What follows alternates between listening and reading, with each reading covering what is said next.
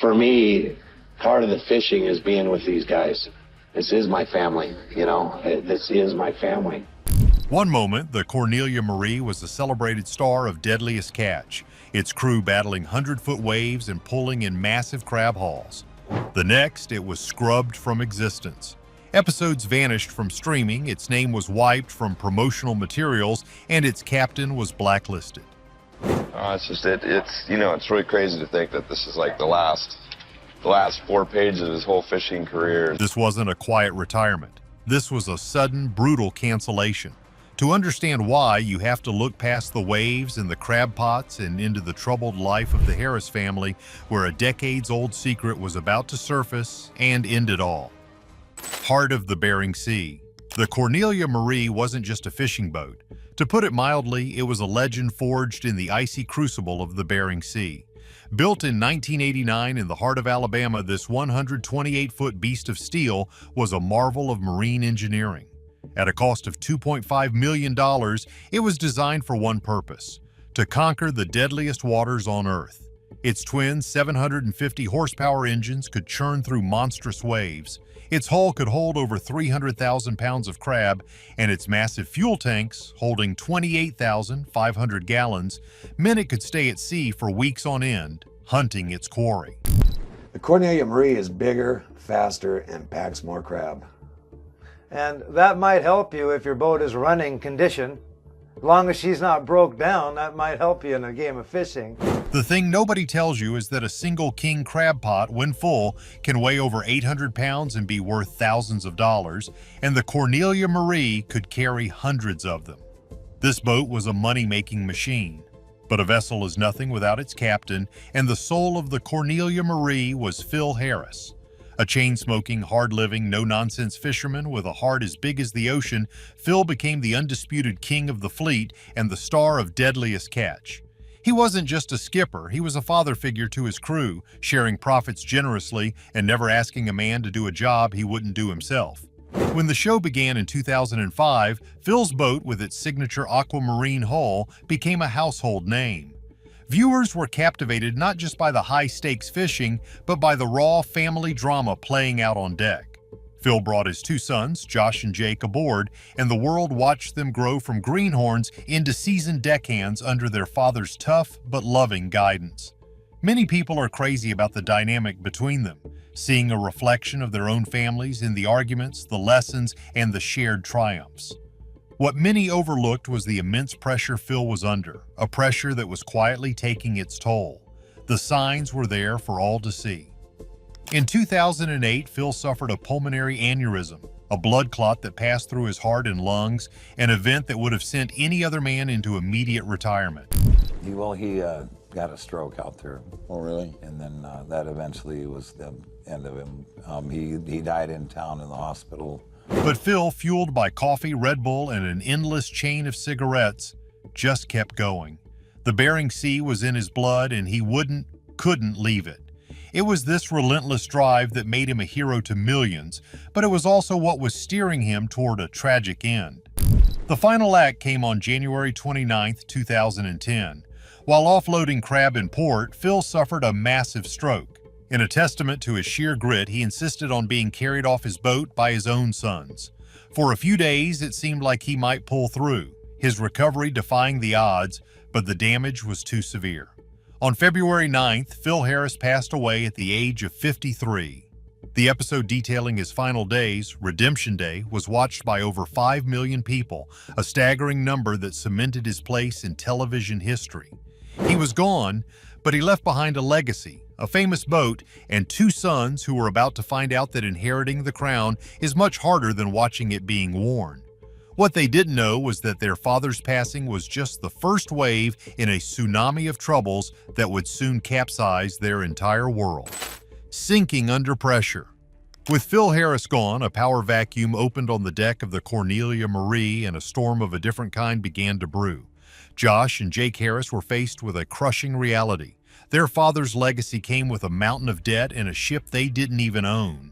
You see, Captain Phil was only a part owner, and the boys had to scramble to buy out the other stakeholders, including the boat's namesake, Cornelia Marie, who was now divorced from her husband, who originally commissioned the vessel.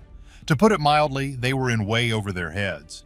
They were grieving, young, and suddenly thrust into the cutthroat business world of commercial fishing, a world that doesn't wait for anyone to get their sea legs. If those kids stick with crab fishing, and stay on a decent boat and they learn something, yeah, I think that they'll have a good life. The first attempt to fill the captain's chair was a disaster. Derek Ray, an old friend of Phil's, took the helm as an interim skipper, but the chemistry was toxic. Tensions flared immediately, especially with Jake, who was spiraling in the wake of his father's passing. The boat's performance plummeted, crab counts were low, and the once tight-knit crew became a fractured mess of arguments and accusations. It was a painful public failure, all captured by the Deadliest Catch cameras. The thing nobody tells you is that a single bad season in the Bering Sea can put a boat hundreds of thousands, if not millions of dollars in the red. The Harris brothers weren't just losing their father's reputation, they were sinking financially. This is where the paths of the two brothers, forged in the same fire of grief, diverged so dramatically they might as well have been on different oceans. On one side was Josh, the older and more pragmatic son. He understood that honor wasn't inherited, it was earned. He was determined to reclaim his family's name, not by asking for it, but by building it back from the waterline up. He spent years swallowing his pride, working as a common deckhand on other boats, saving every penny, and learning the brutal trade from the bottom up. You see, he wasn't Captain Phil's kid out there. He was just another guy freezing on deck, his hands raw from the lines. The thing is, this was his crucible. He formed a crucial partnership with Casey McManus, a skilled engineer and childhood friend who was the steady mechanical genius to Josh's ambitious vision. Together, they embarked on a mission that seemed impossible: to buy back the Cornelia Marie. They hustled, they networked, they made promises in waterfront bars, and took calls from skeptical investors late at night. Thanks, brother. For what? Just being there this whole time, being a best friend, partner in crime, and just being my family through all this. To put it mildly, they scraped together enough money to purchase a majority stake in the legendary vessel. It was a monumental achievement. They didn't just buy a boat, they bought back their past. They immediately began an overhaul, tearing out the old engines and installing new 750 horsepower Cummins powerhouses. It was a resurrection. For a moment, it looked like the Harris legacy was secure, a shining ship ready to conquer the Bering Sea once more. But while Josh was building a future, his younger brother Jake was being consumed by the past, dragged under by the currents of grief and addiction. His story was written in police reports and heartbreaking headlines, a tragic spiral of arrests that stood in stark contrast to Josh's redemption. One brother was rebuilding an engine, the other was battling his own demons on land. The dream of the Harris brothers running the boat together was dead in the water, a casualty of two sons taking two very different paths away from their father's grave. Jake Harris's story is a tragic footnote in the saga. Devastated by the loss of his father, he fell deep into the grips of addiction. His struggles were no secret, playing out in heartbreaking fashion both on and off the screen. Arrests for DUIs, drug possession, and even car theft followed. He became a ghost, estranged from his brother and the boat that was once his home.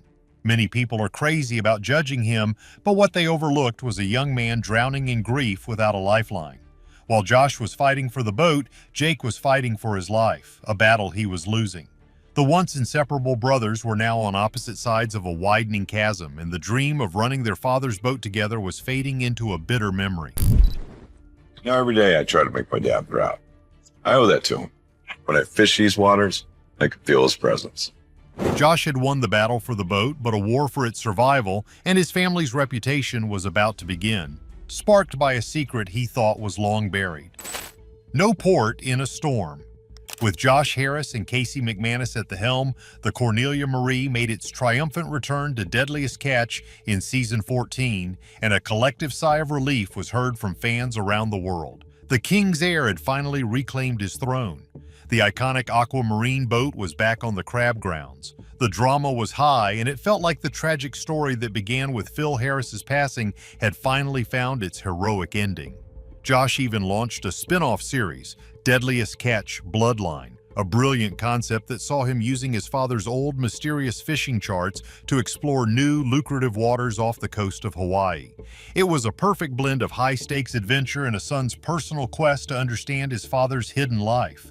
It was a certified hit, and the Harris legacy seemed stronger than ever. But not all things are what they seem.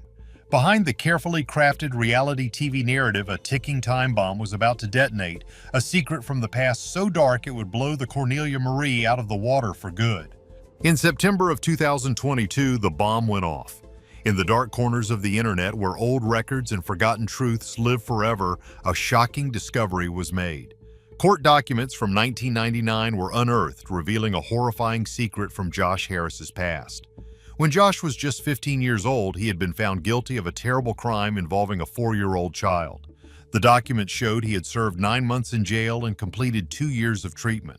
For over 2 decades, as he grew up on camera and became a reality television star, this chapter of his life had remained completely hidden from the public. The information spread across social media and fan forums like a digital wildfire, leaving a trail of shock and disbelief. This wasn't a story about a fishing violation or a bar fight. This was a shadow of the darkest kind. The fallout from the revelation was immediate, brutal, and absolute. The Discovery Channel, the network that had built a multi-million-dollar franchise around the Harris family's story, acted with surgical precision. There was no press conference, no lengthy explanation, just a quiet, systematic erasure. All ties with Josh Harris were severed instantly. Deadliest Catch and Bloodline episodes featuring him were pulled from streaming services and on-demand platforms around the world. His image was scrubbed from promotional materials, his name wiped from official websites. To put it mildly, he became a non-person overnight. The thing nobody tells you is the scale of such an operation. This meant editors working overtime to remove him from reruns, legal teams navigating international broadcast rights, and a complete shutdown of a brand that had been a cash cow for years. It raises the question, did the network know all along? Is it possible that in the world of high-stakes television, a calculated risk was taken, hoping the secret would stay buried?